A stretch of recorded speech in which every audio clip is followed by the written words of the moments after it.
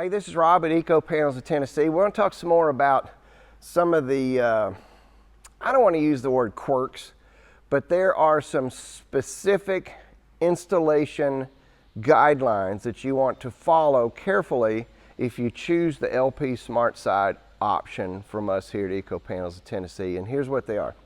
So seams, this is where two panels are meeting, right? And then there's other seams like where a window header is, or a seam in the plywood here.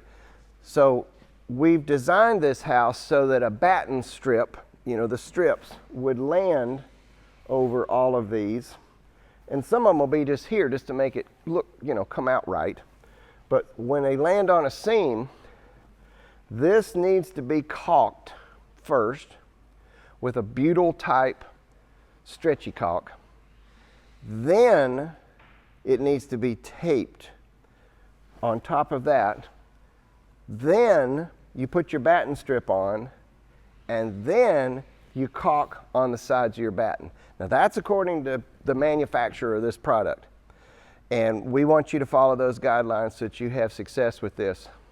So we'll send you the detailed information on installation of this product.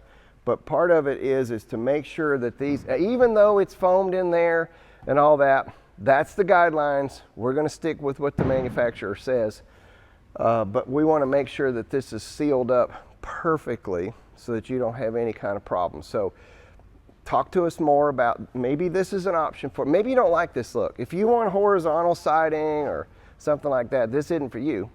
But if you're looking for board and batten type look, you want to build a little cabin like this, or maybe even a whole house, we have this as an option, and we'd like to talk to you to see if maybe this is something that makes sense. It's not really that big of an upcharge versus the zip system that we use so often, and so it could save you a lot of time and save you a lot of money. Reach out to us on our website, email, phone. We look forward to talking to you about it.